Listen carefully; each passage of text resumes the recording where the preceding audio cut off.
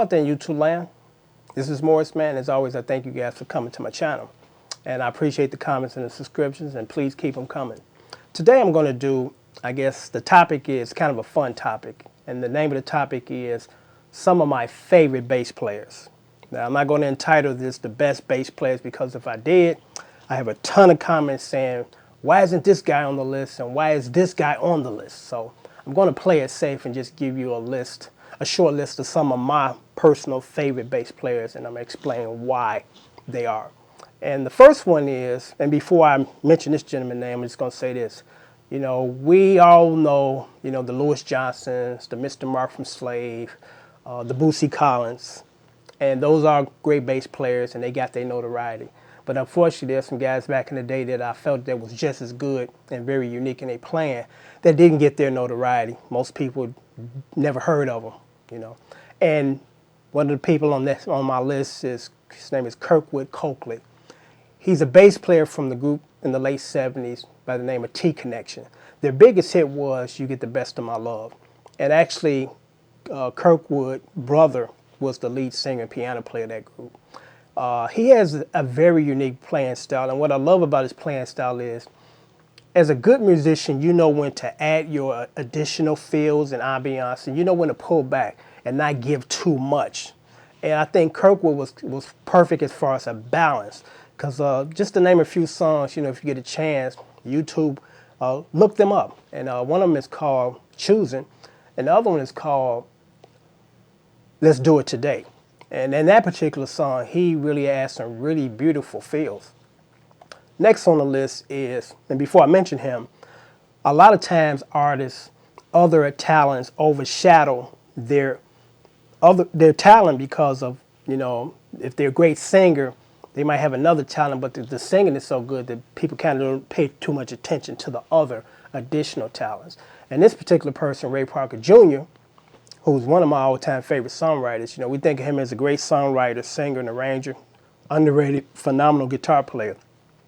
But oddly enough, he was actually a great bass player.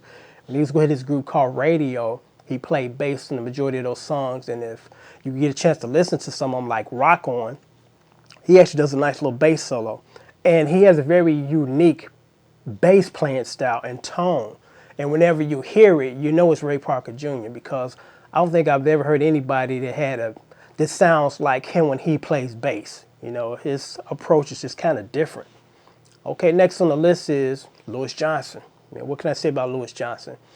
Other than he had taken slap bass technique to another level, because Larry Graham from Grand Central Station and Sly and the Family Stone actually invented that technique back in the late 60s. The very first time it showed up on wax, it was on a song called Thank You for Letting Me Be Myself.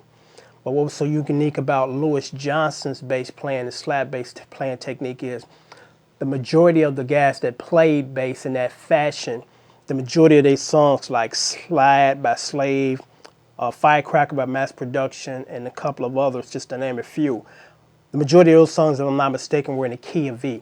And that's because most bass players just played in the key of V as far as hitting that open E, you know, and getting that slap tone. But what Louis Johnson did was pretty interesting and clever and innovative.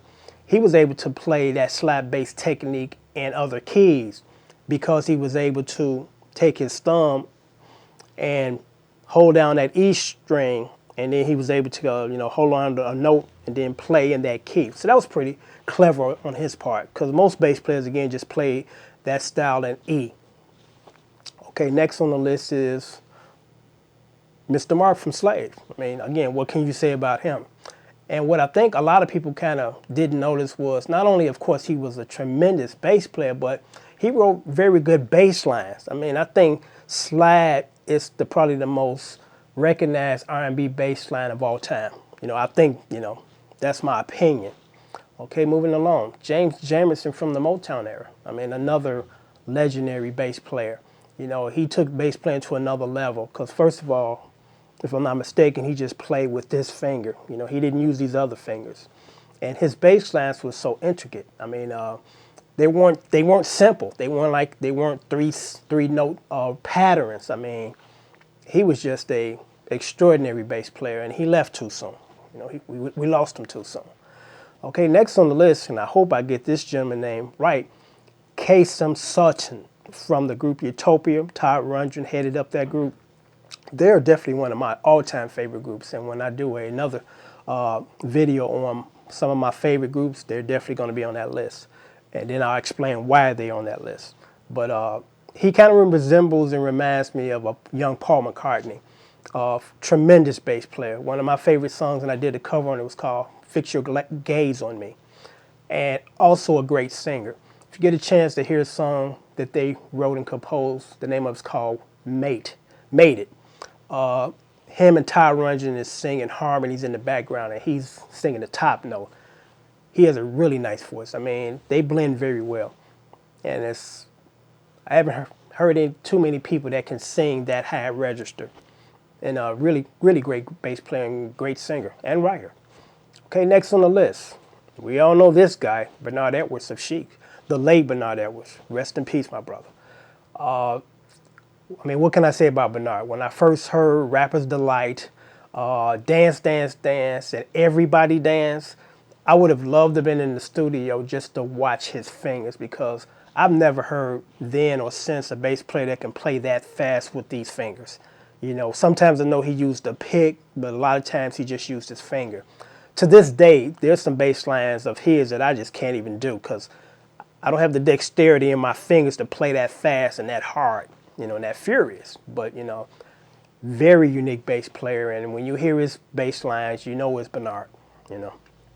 Next on the list, Stanley Clark.